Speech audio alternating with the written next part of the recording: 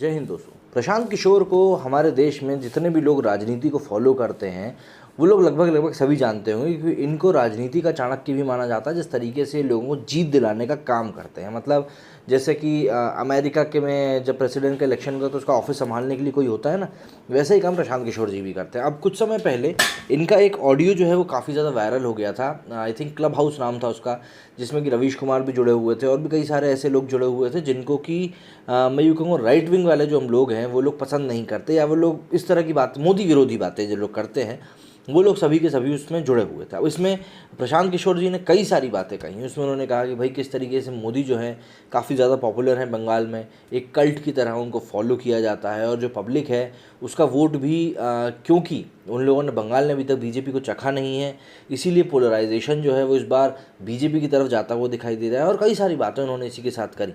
लेकिन इन सभी चीज़ों के बीच में एक चीज़ जो क्लियर हुई वो ये दिखा कि भाई टीएमसी में भी कहीं ना कहीं सुगबुगाहट शुरू हो चुकी है कि नतीजे जो हैं इस बार शायद फेवरेबल नहीं आने वाले हैं। और इसीलिए जो वहाँ के कार्यकर्ता भी हैं, जो ज़मीन से जुड़े हुए वर्कर्स हैं, वो अपने आप को हार के लिए जहाँ तक है मानसिक रूप से तैयार करते हुए दिखाई दे रहे हैं। उसका सबसे बड़ा कारण जो एक बनने जा रहा है वो हुई है वहाँ की जो हिंसा हुई है उसको लेकर।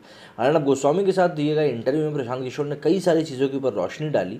वहीं अर्नब गोस्वामी ने अपनी चिरपरिचित अंदाज में उनसे सीधे तौर पर सवाल भी किए, जिसके जवाब प्रशांत किशोर ने सीधे तरीके से दिए भी हैं।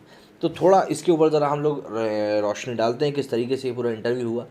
तो अर्नब गोस्वामी के साथ इंटरव्यू में प्रशांत किशोर ने एक बार फिर से बंगाल में टीएमसी की जीत का दावा किया है। साथ ही उन्होंने एक बार फिर से राजनीति में आने के संकेत भी दिए हैं। अब सीधी सी बात है, जो शख्स राजनीति की इतनी गहरी समझ रखता हो वो राजनीति में ना उतरे तो वो ऐसा हो नहीं सकता।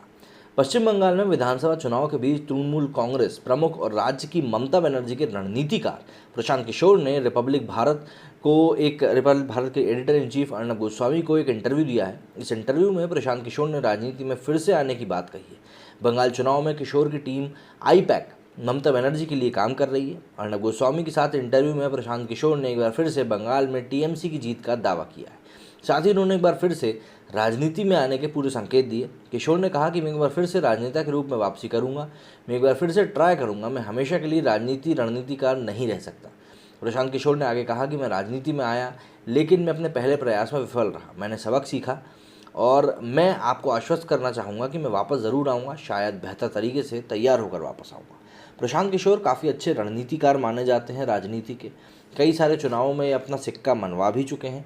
इस बार इनका साथ था टीएमसी के साथ, पर टीएमसी जो है यहाँ पर इस बार थोड़ी सी डालमडोल स्थिति में दिख रही है। हालांकि इंटरव्यू में वो ये कहते हुए दिखाई दिए कि भाई हम जो हैं इस बार जीत दर्ज करने वाले हैं और ऐसा वैसा।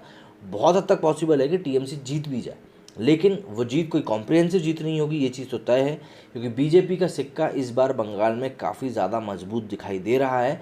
खास तौर पर नरेंद्र मोदी और अमित शाह के रैलियों में जिस तरीके से लोग सामने आए हैं, कोविड के बावजूद लोग आए हैं, उसको देखते हुए ऐसा दिखाई पड़ता है कि इस बार थोड़ा सही तरीके से जो है यहाँ पे बीजेपी को सीटें मिलने की एक उम्मीद है।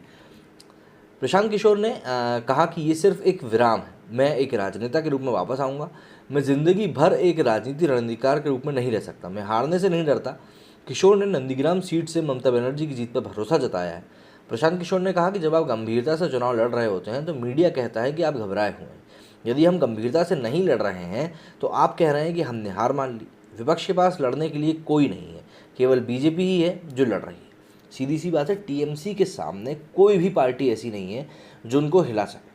और इस समय नरेंद्र मोदी को जिस तरीके से कल्ट की तरह फॉलो किया जा रहा है, जैसा कि प्रशांत किशोर ने ही कहा है, तो उनके पास लड़ने के लिए मात्र एक पार्टी है और कोई भी नहीं। साफ तौर पे बात यह है कि जब आप कोई देखिए, जब भी आप पढ़ाई के लिए भी अगर आप सीरियस हो जाते हैं तो लोग यही कहते हैं कि अरे यार ये तो डर रहा है, जबकि सीरियसनेस की बात अलग होती है। तो यहाँ प्रशांत किशोर जी भी वही कहते हुए दिखाई दे रहे हैं कि दरअसल ममता बनर्जी जो है बहुत सीरियस होकर इस बार के चुनाव लड़ रही हैं, इसीलिए लोगों को ये लग रहा है कि भैया ये घबरा रही हैं, जबकि वो घबराहट नहीं है, ये सीरियसनेस है, ऐसा प्रशांत किशोर जी का कहना है। अब वो तो देखिए आने वाला वक्त ही बताएगा कि वो बात जो थी वो कितनी घबराहट थी और कितनी ज़्यादा सीरियसनेस थी। ये पूछे जाने पर कि क्या टीएमसी बनर्जी को दूसरी सीट से मैदान में उतारने पर विचार कर रही थी, तो किशोर ने कहा कि सवाल ही नहीं उठता। उन्होंने भविष्यवाणी की कि ममता बनर्जी नंदीग्राम से जीत रही हैं और आसानी से जीत रही हैं। बीजेपी की शुभेंदु अधिकारी से मिली टक्कर को खारिज करते हुए उन्होंने कहा कि वो नंदीग्राम में जिससे लड़ रही हैं वो ममता बनर्जी के लिए लगभग केक वॉक है। नंदीग्राम से दरअसल जब से ममता बनर्जी ने अपना पर्चा भरा है, तब से ही इस बात को लेकर आलोचना चल रही थी कि भैया ममता बनर्जी जो है डर गई हैं और ऐसा है वैसा है। और उनके सामने शुभेंदु अधिकारी थे जो कि एक बहुत अच्छे नेता माने जाते हैं उस क्षेत्र के। ऐसे में ये माना जा रहा है कि भैया एक बहुत बड़ी कड़ी टक्कर देखने को मिलेगी। लेकिन यहाँ पे प्रशांत किशोर जो है इस बात को क्लियर करते हुए दिखाई दे रहे हैं कि कोई कड़ी टक्कर नहीं है। और ममता बनर्जी के लिए तो सिर्फ और सिर्फ एक केक वॉक की तरह है, मतलब वो आसानी से वहाँ बहुत चुनाव जीत जाएंगे। और कोई बड़ी बात नहीं कि शुभेंदु अधिकारी बिल्कुल मतलब दिखाई भी ना दें कि भैया कुछ मुकाबला भी हुआ था। इतनी आसानी से यहाँ पे ममता बनर्जी जीतती हुई दिखाई दे रही हैं प्रशांत जी को। हालांकि अब वो क्या होगा वो जैसे ही नतीजे आएंगे पता चल जाएगा। पर नंदीग्राम की सीट के ऊपर जितना बवाल मचा है उतना बंगाल के पूरे चुनाव के ऊपर इस बार नहीं मचा था। और ये बवाल मचना देखिए लाजमी सी बात भी है, क्योंकि कई सारी चीज़ें हैं कि इस बार के चुनाव में क्लियर होने वाली हैं कि किस तरीके से बंगाल की जनता आने वाले समय में अपने राज्य को आगे बढ़ते हुए देखना चाहती है। गौरतलब है कि प्रशांत किशोर की टीम तमिलनाडु के में डीएमके के लिए काम कर रही है। इससे पहले उन्होंने कांग्रेस के कैप्टन अमरिंदर सिंह को 2017 में पंजाब विधानसभा चुनाव जीतने में मदद करी थी। जगनमोहन रेड्डी के लिए भी साल 2019 में तेलंगाना के लिए रणनीति बनाई। वहीं 2019 में चुनावी रणनीतिकार ने दिल्ली में सीएम केजरीवाल के लिए भी काम किया था, जिसमें बीजेपी को करारी हार का सामना करना पड़ा था। तो इस तरीके से देखा जाए तो प्रशांत किशोर का अभी तक का रिकॉर्ड तो बहुत अच्छा रहा है, लेकिन क्या बंगाल में उनका रिकॉर्ड थोड़ा बहुत बिगड़ेगा ये हमें वक्त बताएगा। लेकिन प्रशांत किशोर जिस कॉन्फिडेंस से अपनी बात कह रहे हैं वही कॉन्फिडेंस जो क्लब हाउस करके जो उनका पूरा ये ऑडियो वायरल हुआ है, उस ऑडियो में जो लिबरल लोग थे वो सभी लोग जुड़े हुए थे, उन सभी के साथ जो उनकी बातचीत हुई है उस बातचीत में वो ठीक उलट दिखाई पड़े। मतलब वहाँ पे वो ये कहते हुए दिखाई दे रहे थे कि भैया बीजेपी की जीत तो निश्चित है और बीजेपी तो लगभग जीत ही रही है। इस तरह की बातें वहाँ पे करते हुए दिखाई दे रहे थे।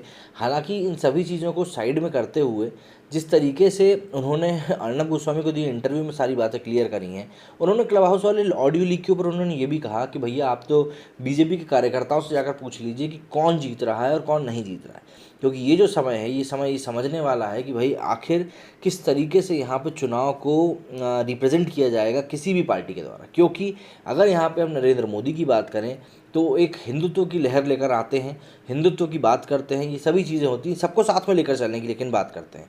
और यहाँ पे जिस तरीके से अल्पसंख्यक समुदाय को संबोधित करते हुए ममता बनर्जी ने कहा था कि ये समय है साथ में आने का और एकजुट होकर वोट देने का, ये बात दिखाता है कि कहीं ना कहीं विपक्षी दल के अंदर भी डर बैठा हुआ है कि कुछ ना कुछ तो इस समय गड़बड़ हो सकती है। और भाजपा को भी वो एक चुनौती की तरह ही स्वीकार कर रहे हैं। क्यों? क्योंकि भाजपा ही एक अभी ऐसी पार्टी है पूरे देश में जो कि किसी पार्टी को टक्कर देने का मादा रखती है उन्हीं के गढ़ में जाकर।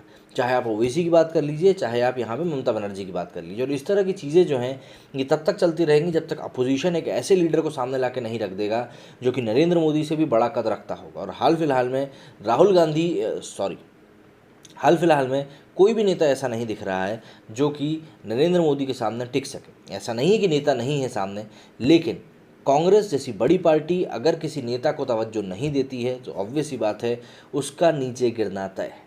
उम्मीद करता हूँ जो बात मैं आप लोगों को समझाना चाहता था आप समझ गए होंगे। मेरे इस वीडियो में फिलहाल इतना ही। जय हिंद, जय भारत।